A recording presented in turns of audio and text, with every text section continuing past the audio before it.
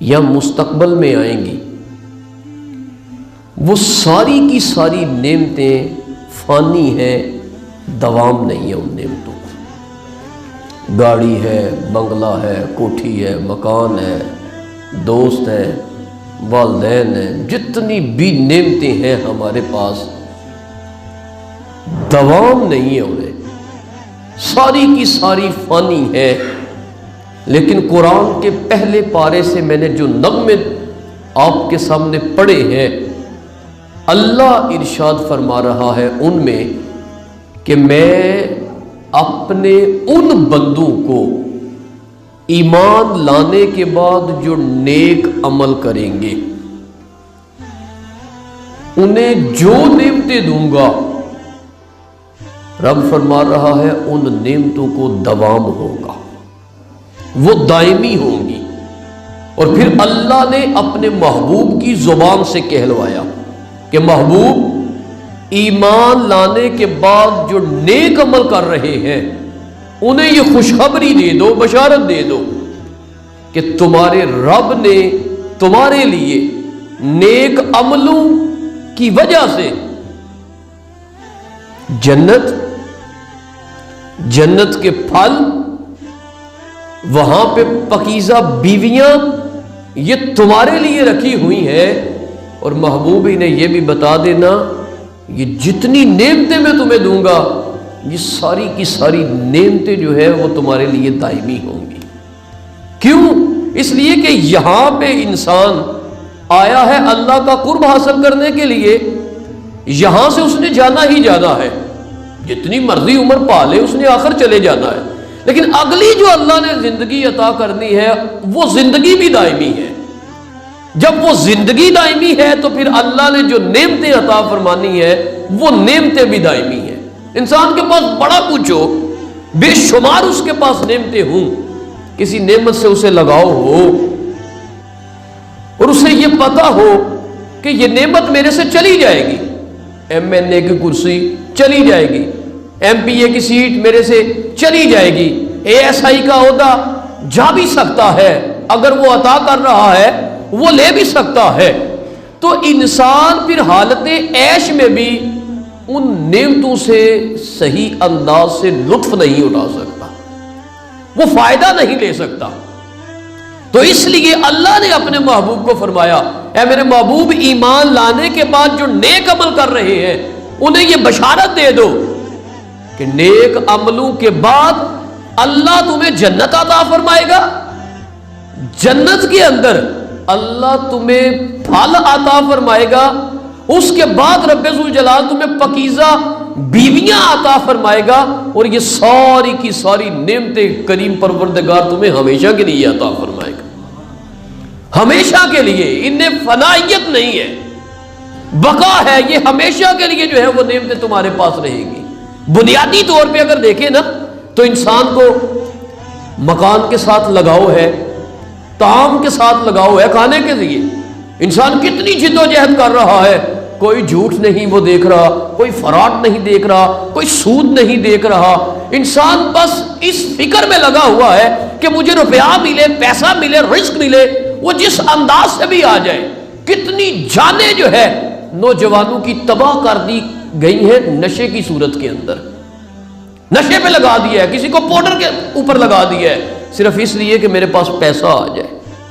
ساری نعمتوں کو جو ہے فنائیت ہے، تو اللہ فرما رہا ہے میرے محبوب خوشخبری دے دو اپنے غلاموں کو، نیک عمل کرنے کے بعد اللہ تمہیں جنت عطا کرے گا، جنت جب وہ عطا کرے گا وہاں پہ رزق بھی ہمیشہ کے لیے عطا کرے گا۔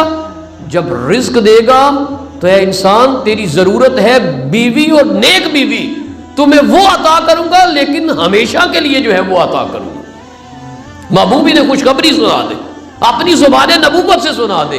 اب آقا صلی اللہ علیہ وسلم جب تک اس کائنات کے اندر رہے، ظاہری طور پہ آقا صلی اللہ علیہ وآلہ وسلم رہے اس کائنات میں، حضور بتاتے رہے، جب پردہ فرما دیا تو اب ہر زمانے کے علماء کی یہ ڈیوٹی ہے، مبلغین کی یہ ڈیوٹی ہے، واعظین کی یہ ڈیوٹی ہے کہ وہ ایمان لانے والوں کو اور نیک عمل کرنے والوں کو जन्नत की बशारत देते रहे, पकीज़ा बीवियों की बशारत देते रहे, फलों की बशारत देते रहे, और सबसे बड़ी ये चीज़ कि ये जितनी नेमतें हैं तुम्हारे पास ये हमेशा के लिए रहेगी, इनकी बशारत देते रहे। हज़रत अब्दुल्ला इब्न अब्बास रईसुल मुफस्सिरीन, यानी जितने भी तफसीर लिखने वाले हैं ये सब के सरदार हैं अब्दुल्ला इब्न अब्बास। तो आप फरमाते हैं अल्लाह ने व बशरिल लज़ीना आमनू व आमिलुस सालिहात अन्ना लहुम जन्नात, ने कहा जन्नात का जिक्र किया है, एक जन्नत का जिक्र नहीं, जमा का जिक्र किया है। और फिर आप फरमाते हैं जन्नत एक नहीं है, जन्नतें 7 हैं। कितनी जन्नतें हैं? कितनी जन्नतें हैं? 7। अगर कोई सवाल पूछे जी कितनी जन्नतें हैं, तो हमें पता होना चाहिए कितनी जन्नतें हैं? 7 जन्नतें हैं। और सबसे पहली जो जन्नत जन्नतुल फिरदौस है। और मेरे आका सल्लल्लाहु अलैहि वसल्लम ने इरशाद फरमाया अपने रब से जब भी जन्नत का सवाल करो तो उससे मांगा करो मालिक हमें जन्नतुल फिरदौस अता फरमा। दूसरी जन्नत जन्नत अदन है, जिसमें हजरत आदम अलैहिस्सलाम को जो है वो रखा गया। तीसरी जन्नत जन्नतुल नईम है। चौथी जन्नत दारुल खुल्द है। पांचवी जन्नत जन्नतुल मावा है। छठी जन्नत दारुस सलाम है। 6 जन्नतें हो गई, और आखिरी जो जन्नत है वो इल्लियीन है। तो जन्नतें कितनी हो गई? 7। और हजरत अबू हुरैरा की ये रवायत सुनिए और ईमान को ताजगी बख्शिए। कहते हैं मुझे आका सल्लल्लाहु अलैहि वसल्लम ने ये इरशाद सुनाया, और आका ने फरमाया मुझे मेरे रब ने ये इरशाद सुनाया कि मैंने अपने नेक बंदों के लिए वो चीजें तैयार कर रखी हैं जिन्हें आज तक किसी आंख ने देखा नहीं है, किसी आंख ने देखा नहीं है, किसी कान ने सुना नहीं है। और हुजूर फरमाते हैं मेरे रब ने मुझे फरमाया उन नेमतों का ख्याल भी किसी इंसान के कभी दिल में नहीं आया। और फिर आका ने फरमाया अगर तुम चाहो तो ये आयत पढ़ लो, फला तालमु नफ्सुम मा उख्फिया लहुम मिन कुर्रति आयुनिन। सूरह सजदा है, आयत नंबर 17 है। उसमें अल्लाह का कुरान ऐलान फरमा रहा है फला तालमु नफ्सुम मा उख्फिया लहुम। कोई नफ्स ये नहीं जानता कि अल्लाह की जात ने उनकी आंखों की ठंडक के लिए क्या चीज तैयार करके रखी हुई, कोई नफ्स ये जानता ही नहीं है। तो मैं कहता हूं यार ये सारी नेमतें जो है इन्हें दवाम नहीं है, बका नहीं है, फनाइयत है। अल्लाह ने हमें अपना कुर्ब हासिल करने के लिए भेजा है, तो क्यों ना इस कायनात के अंदर आके हम अपने रब को ही राजी करें। जब रब को राजी करेंगे तो मालिक हमें जो मकान देगा वो दायमी देगा, जो बीवियां देगा हमेशा के लिए देगा, जो नेमतें अता करेगा फलों की सूरत में वो हमेशा के लिए जो है वो होंगी। और अल्लाह यही कुरान के अंदर इरशाद फरमा रहा है नेक अमल करने के बाद जो भी नेमतें अता करूंगा वो दायमी अता करूंगा। अगली रवायत के भी रावी हजरत अबू हुरैरा ही है। कहते हैं आका सल्लल्लाहु अलैहि वसल्लम का इरशाद ग्रामी है, हुजूर ने इरशाद फरमाया जब सबसे पहला ग्रोह जब जन्नत में जाएगा तो उनके चेहरे 14वीं के चांद की तरह चमक रहे होंगे। यार 14वीं का चांद इस महीने के अंदर देखिएगा, वो जब पूरे जोबन पे रात को चमक रहा होता है कितना लुत्फ आता है उसके देखने में। तो सरकार ने फरमाया सबसे पहला ग्रोह जो जन्नत में दाखिल होगा चेहरे 14वीं के चांद की तरह चमक रहे होंगे। जन्नत में वो थूकेंगे नहीं, उनकी नाक से रिजिश भी नहीं आएगी, नाक नहीं बहेगी उनकी, फुजला भी खारिज नहीं होगा। और आका सल्लल्लाहु अलैहि वसल्लम ने इरशाद फरमाया वहां उन्हें जो बर्तन दिए जाएंगे सरकार ने फरमाया सोने के बर्तन होंगे, यार सोने के बर्तन होंगे उनके लिए। उनकी जो कंगियां होंगी आका सल्लल्लाहु अलैहि वसल्लम ने इरशाद फरमाया वो कंगियां तक भी सोने और चांदी की होंगी। उनको पसीना तो आएगा लेकिन पसीने से मेरे आका सल्लल्लाहु अलैहि वसल्लम ने इरशाद फरमाया मुश्क की खुशबू आ रही होगी। ये मुश्क एक कस्तूरी को कहते हैं जो हरन की नाफ के अंदर मादा होता है। जन्नत में उन्हें ऊद की खुशबू जो है वो आएगी, हर वक्त आ रही होगी। ये अरब के अंदर एक लकड़ी है, इसे मस्जिदों के अंदर रख के सुलगा दिया जाता है, आग लगा दी जाती है। دھیمی دھیمی وہ خوشبو جو ہے نمازیوں کو اور اللہ کے گھر کے اندر جو ہے وہ پہنچاتی رہتی ہے۔ جنت کے اندر یہ عود کی خوشبو اسے آتی رہے گی۔ اور آقا صلی اللہ علیہ وسلم نے ارشاد فرمایا 2 بیویاں جنت کے اندر انہیں ایسی عطا کی جائیں گی، اتنی خوبصورت ہوں گی، اتنی خوبصورت ہوں گی کہ ان کی پنڈلیوں کا جو مغز ہے، پنڈلیوں کا مغز گوشت کے پار سے نظر آئے گا۔ یہ ان کے حسن کی ایک جھلک ہے۔ پنڈلیوں کا گوشت مغز گوشت کے پار سے نظر آئے گا اور یہ ان کے حسن کی ایک جھلک ہے۔ یہاں پہ حسد ہے، بغض ہے، کینہ ہے، لیکن وہاں پہ یہ چیزیں نہیں ہوں گی۔ کوئی حسد نہیں ہوگا، کوئی بغض نہیں ہوگا، کوئی کینہ نہیں ہوگا، اور سارے کے سارے جنتی جو ہے آقا نے ارشاد فرمایا وہ صبح و شام اپنے رب کی تسبیح جو ہے وہ فرما رہے ہوں۔ اگلا آقا صلی اللہ علیہ وسلم کا ارشاد گرامی، حضرت انس بن مالک اس حدیث پاک کے راوی ہیں، روایت کرتے ہیں کہ آقا صلی اللہ علیہ وسلم نے ارشاد فرمایا جنت کے اندر ایک درخت ہے جس کے سائے میں ایک سوار، پیدل کا لفظ نہیں ذکر فرمایا، جس کے سائے میں ایک سوار 100 سال تک چلتا رہے گا۔ ایک سوار چلتا رہے گا۔ ایک درخت ہے۔ اور پھر آقا نے ارشاد فرمایا اگر تم چاہو تو قرآن کا یہ نغمہ پڑھ لو وَظِلٍّ مَمْدُودٍ، لمبی لمبی چھاؤں میں ایک درخت ہے، اس کے سائے میں ایک سوار جو ہے اتنا عرصہ جو ہے وہ چلتا رہے گا۔ اور حضور نبی کریم صلی اللہ علیہ وسلم کے پاس ایک حضور کا غلام حاضر ہوتا ہے، عرض کرتا ہے حضور جب جنتی جنت میں چلے جائیں گے تو وہاں کیا آپ گمان کرتے ہیں وہ کھائیں گے اور پئیں گے؟ آپ گمان کرتے ہیں؟ تو میرے آقا صلی اللہ علیہ وسلم نے ارشاد فرمایا مجھے قسم ہے اس وحدہ لا شریک کی جس کے قبضہ قدرت میں میری جان ہے، ایک جنتی شخص کو کھانے پینے جمع اور شہوت سے 100 دنیاوی آدمیوں کی قوت عطا کی جائے گی۔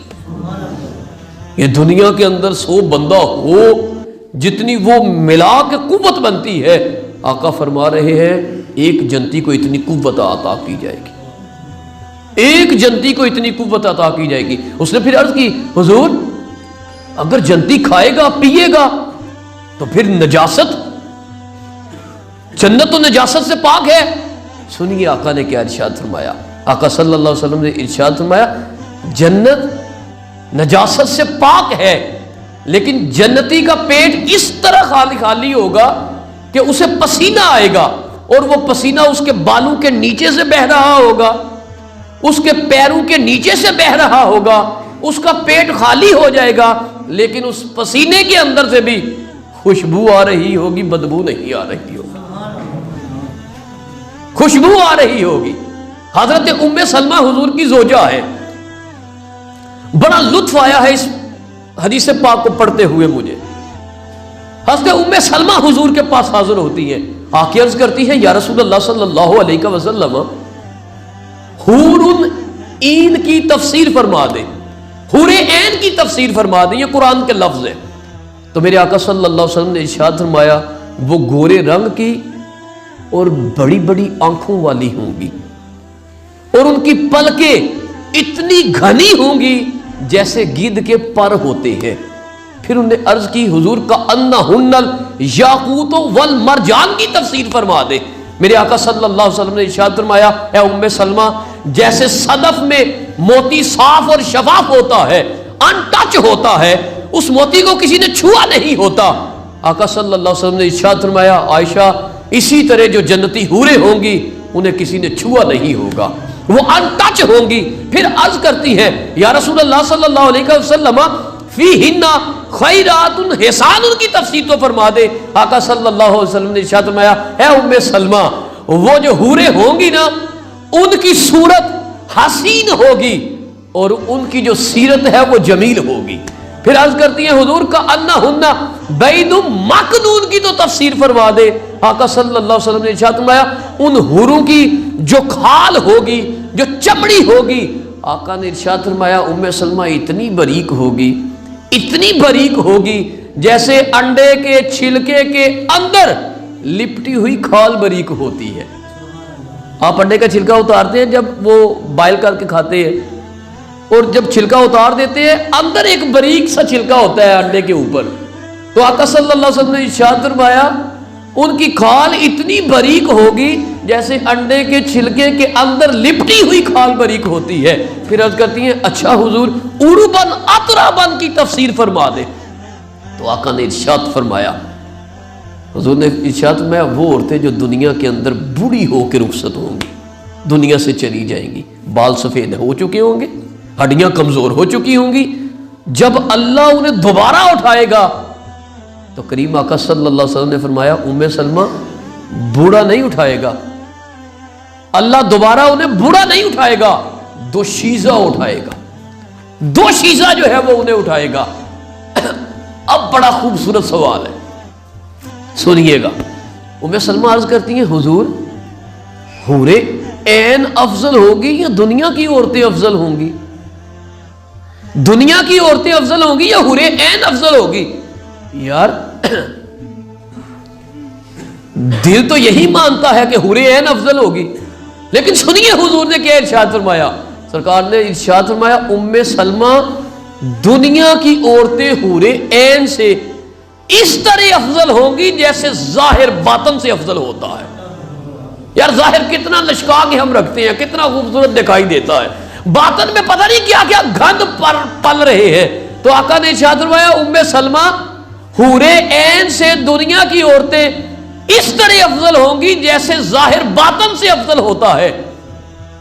اب اگلا سوال سنیے گا، عرض کرتی ہے حضور یہ فضیلت کا سبب کس وجہ سے ہے؟ حضور نے فرمایا ان کے روزوں کی وجہ سے اور ان کی نمازوں کی وجہ سے۔ اور میں پھر پنجابی بھی چاہنا تاں مولوی پٹ دے نے بھائی نمازاں پڑھیا کرو تے روزے رکھیا کرو۔ اقبال نے کہا تھا فرشتے سے بہتر ہے انسان بننا مگر اس میں لگتی ہے کچھ محنت زیادہ۔ آقا نے ارشاد فرمایا دنیا کی عورتیں حور عین سے اس طرح افضل ہوں گی جیسے ظاہر باطن سے افضل ہوتا ہے۔ اور پھر آقا ارشاد فرماتے ہیں ام سلمہ ان کے چہرے، دنیا کی عورتوں کے چہرے اللہ نور سے بھر دے گا، ان کے جسم ریشم کی طرح ہوں گے، ان کے لباس زرد ہوں گے، ان کے زیورات سنہری ہوں گے، ان کی انگلیوں پہ جو انگوٹھیاں ہوں گی وہ موتیوں کی ہوں گی، اور انہیں جو کنگے دیے جائیں گے آقا نے ارشاد فرمایا وہ سونے کے ہوں گے۔ ام سلمہ پھر ایک اور سوال کرتی، عرض کرتی ہے حضور بعد عورتوں نے دنیا کے اندر دو دو شوہروں سے، کسی نے 3 سے، کسی نے 4 سے نکاح کر رکھا ہوتا ہے، ایک شوہر دنیا سے رخصت ہو جاتا ہے وہ دوسرے کے نکاح میں چلی جاتی ہے، دوسرا فوت ہو جاتا ہے تو وہ تیسرے کی عقد میں چلی جاتی ہے۔ حضور وہ جب دوبارہ اٹھے گی تو جنت کے اندر وہ کس کے نکاح میں رہے گی؟ آقا صلی اللہ علیہ وسلم نے ارشاد میں ام سلمہ پہلی چیز تو انہیں اختیار دیا جائے گا، وہ چاروں میں سے جتنے اس کے شوہر تھے جس میں سے جی چاہتا ہے اس کے اوپر انگلی رکھ لو، اسے اختیار کر لو۔ اور دوسرا ام سلمہ وہ اسی کو اختیار کرے گی جس کا اخلاق سب سے بہتر ہوگا، اخلاق سب سے بہتر ہوگا۔ اور پھر میرے آقا نے آخر میں ارشاد فرمایا اے ام سلمہ دنیا اور آخرت کی ساری بلائیاں، ساری کی ساری بلائیاں اچھے اخلاق سے وابستہ ہے، اور آج حقیقتاً اسی چیز کی ضرورت ہے۔ آج ہمارے اخلاق جو ہے وہ بگڑ چکے ہیں، اور اگر کسی کا اخلاق اچھا ہے، آپ دیکھ لیں بازار کے اندر اگر 2000 دکانیں ہیں، آپ ہر عید پہ شاپنگ کے لیے جاتے ہیں، لیکن اگر آپ کو کوئی دکاندار ایسا مل گیا جس کا اخلاق بڑا اچھا آپ کو لگتا ہے تو آپ آنکھیں بند کر کے نیکسٹ ٹائم اسی کی دکان پہ ہی جاتے ہیں، وہ چاہے دوسروں کی نسبت آپ کو چیز مہنگی دے دے لیکن اخلاق اچھا تھا تو بس آپ اس کے گرویدہ ہو گئے۔ تو آقا نے ارشاد فرمایا ام سلمہ دنیا اور آخرت کی ساری بلائیاں جو ہے اچھے اخلاق سے وابستہ ہے۔ آقا صلی اللہ علیہ وسلم کا اگلا ارشاد گرامی حضرت سعید بن عامر اس حدیث پاک کے راوی ہیں، کہتے ہیں میں نے آقا سے سنا، آقا صلی اللہ علیہ وسلم نے ارشاد فرمایا جنتی عورتوں میں سے کوئی ایک عورت، زیادہ نہیں فقط ایک عورت، آقا صلی اللہ علیہ وسلم نے ارشاد فرمایا اگر جنت سے زمین کی طرف فقط جھانکے گی کریم آقا صلی اللہ علیہ وسلم نے ارشاد فرمایا ساری کی ساری روئے زمین مشک کی خوشبو سے بھر جائے گی، مشک کی خوشبو سے بھر جائے گی۔ اور کریم آقا صلی اللہ علیہ وسلم نے ارشاد فرمایا اتنا نور ہوگا، اتنا نور ہوگا کہ سورج اور چاند کی جو روشنی ہے وہ بھی ماند پڑ جائے گی، کم ہو جائے گی، اتنا نور اللہ نے انہیں عطا کیا ہوا۔ اور یار قرآن پڑھے، یقین جانے سورہ دہر کو کبھی پڑھے آپ کو لطف آ جائے اللہ کیا کیا اعلان فرما رہا ہے۔ وہ کہتا ہے متکئین فیہا علی الارائک لا یرون فیہا شمسا ولا زمہریرا، تکیے لگا کے جنتی بیٹھے ہوئے ہوں گے، انہیں کوئی گرمی کی دھوپ جو ہے وہاں پہ نہیں لگے گی، کوئی سردی کی ٹھنڈک جو ہے وہ انہیں محسوس نہیں ہوگی۔ وَدَانِيَةً عَلَيْهِمْ ظِلَالُهَا وَذُلِّلَتْ قُطُوفُهَا تَذْلِيلًا۔ یہ سورہ دہر کی میں آیات پڑھ رہا ہوں، اللہ فرما رہا ہے، کوئی مفتی نہیں، کوئی نبی اور رسول نہیں، اللہ ارشاد فرما رہا ہے کہ ان کے اوپر درختوں کے سائے جو ہے جھکے ہوئے ہوں گے اور پھلوں کے خوشے ان کے قریب کر دیے جائیں گے۔ اس کی وضاحت میں فرماتے ہیں آقا صلی اللہ علیہ وسلم کہ اگر جنتی جو ہے کھڑا ہوگا تو وہ تب بھی خوشوں سے پھل بڑی آسانی سے توڑ لے گا، اگر وہ اپنی مسند پہ ٹیک لگا کے بیٹھا ہوا ہوگا وہ تب بھی بڑی آسانی سے توڑ لے گا، اگر مسحریوں پہ لیٹا ہوا ہوگا تو وہ تب بھی بڑی آسانی سے خوشوں سے پھل جو ہے وہ توڑ لے گا۔ اور یہ وہ نعمتیں ہیں یار جنہیں دوام ہے، ہمیشہ کے لیے ہوں گی۔ قرآن اعلان کرتا ہے وَيَطُوفُ عَلَيْهِمْ بِلْدَانٌ مُخَلَّدُونَ إِذَا رَأَيْتَهُمْ حَسِبْتَهُمْ لُؤْلُؤًا مَنْثُورًا۔ یہ سورہ دہر کی آیت نمبر 19 ہے کہ جو جنتی ہیں ان کے ارد گرد جو خدمت کے لیے لڑکے معمور ہوں گے وہ چکر لگا رہے ہوں گے۔ اذا رأیتہم حسبتہم لؤلؤا منثورا، قرآن کہتا ہے جب تو انہیں دیکھے گا نا تو تو خیال کرے گا یہ بکھرے ہوئے موتی ہیں، اتنا حسن ان کے چہروں پہ۔ جب بچہ چھوٹا ہوتا ہے اس کے چہرے پہ ایک بول پن ہوتا ہے، معصومیت ہوتی ہے، طبیعت اس کی طرف مائل ہوتی ہے، اس سے محبت جو ہے کرنے کو جی چاہتا ہے، لیکن آہستہ آہستہ جب وہ بڑھتا چلا جاتا ہے اس کا بول پن اور معصومیت ختم ہوتی چلی جاتی ہے، اس کے چہرے پہ داغ جنم لیتے ہیں، دبے آتے ہیں، چھائیاں آتی ہیں، وہ جو بول پن اور معصومیت ہوتا ہے نا وہ ختم ہوتا ہے، پھر وہ خرانٹ لگنے لگتا ہے۔ لیکن قرآن اعلان کر رہا ہے وَيَطُوفُ عَلَيْهِمْ بِلْدَانٌ مُخَلَّدُونَ، وہ جو جنتیوں کی خدمت کے لیے معمور ہوں گے نا لڑکے، ان کا بول پن اور معصومیت جو ہے وہ بلوغت کے بعد بھی باقی رہے گا، وہ ختم ہونے والا نہیں ہوگا، یعنی طبیعت جو ہے ان کی طرف مائل رہے گی، ان سے محبت جو ہے وہ رہے گی۔ تو اس لیے قرآن کہتا ہے اے میرے محبوب خوشخبری دے دے ایمان لانے کے بعد ان میرے بندوں کو جو نیک عمل کرتے ہیں، جو نیک عمل کرتے ہیں انہیں خوشخبری دے دے، انہیں کہے رب نے تمہارے لیے مکان رکھا ہے جنت کی صورت میں دائمی ہے، تمہارے لیے پاکیزہ بیویاں رکھی ہیں، تم نکاح چاہتے ہو دائمی ہے، تمہارے لیے کھانا تم چاہتے ہو لیکن جو میں دوں گا وہ دائمی ہوگا، اور یہ نعمتیں تمہارے سے ساری زندگی کے لیے جائیں گی نہیں۔ اس لیے میں نے تمہیں اپنا قرب حاصل کرنے کے لیے بھیجا تھا، کائنات کے اندر جا کے میرا قرب حاصل کر۔ لطف تو بڑا آ رہا ہے، آخری بات سناتا ہوں۔ بعض صوفیاء اور اللہ سے محبت کے دعوے دار وہ جنت کو نا ایک ادنا سی چیز قرار دیتے ہیں، ایک ادنا سی چیز قرار دیتے ہیں۔ میں گھٹیا نہیں کہتا، حالانکہ علماء نے لکھا ہے، لیکن وہ ایک ادنا سی چیز جو ہے وہ قرار دیتے ہیں، حالانکہ ایسا نہیں ہونا چاہیے۔ اور بات کہتے ہیں ہمیں جنت نہیں، ہمیں اللہ کی رضا چاہیے، اللہ کی رضا ہمیں چاہیے۔ یار ایمان سے بتائیں، جس چیز کی اللہ نے تعریف فرمائی ہے، جس چیز کی محمد مصطفیٰ صلی اللہ علیہ وآلہ وسلم نے تعریف فرمائی ہے، اور اس کے طلب کرنے کا جو ہے حکم ارشاد فرمایا ہے، جیسے کریم آقا نے ارشاد فرمایا اللہ سے جب بھی جنت طلب کرو تو اس سے جنت الفردوس طلب کرو، تو جس چیز کے طلب کا آقا نے ارشاد فرما دیا ہے وہ کم تر کیسے ہو سکتی ہے، وہ ادنا کیسے ہو سکتی ہے۔ اور بعد یہ بھی کہتے ہیں اہل محبت ہمیں جنت نہیں، ہمیں مدینہ چاہیے، ہمیں مدینہ چاہیے۔ یوں وہ جنت کو کم درجہ دیتے ہیں اور مدینے کو جو ہے افضل قرار دیتے ہیں۔ اور مدینے کی جو فضیلت ہے وہ اس وجہ سے ہے کہ آقا صلی اللہ علیہ وسلم کا وہ مسکن ہے، اور حضور نبی کریم صلی اللہ علیہ وسلم اس وقت بھی جس جگہ پہ لیٹے ہوئے ہیں، ایمان سے بتائیں کیا وہ جنت کے باغوں میں سے ایک باغ نہیں ہے؟ جی وہ جنت کا ٹکڑا ہے۔ تو آقا صلی اللہ علیہ وسلم تو دنیا کے اندر بھی جنت میں ہے، اور آخرت میں بھی آقا صلی اللہ علیہ وسلم کا مسکن جو ہے وہ جنت ہی ہوگا۔ آخرت میں بھی آقا کا مسکن جنت ہوگا، دنیا میں بھی حضور نبی کریم صلی اللہ علیہ وسلم جنت کے اندر ہی اس وقت لیٹے ہوئے ہیں۔ تو اس لیے پھر جنت کو ادنا اور کم تر درجہ قرار نہ دے۔ حضور کا مسکن دنیا میں بھی جنت، آخرت میں بھی جنت ہے، تو اس لیے پھر اول اور آخر جنت ہی محبوب ہونی چاہیے۔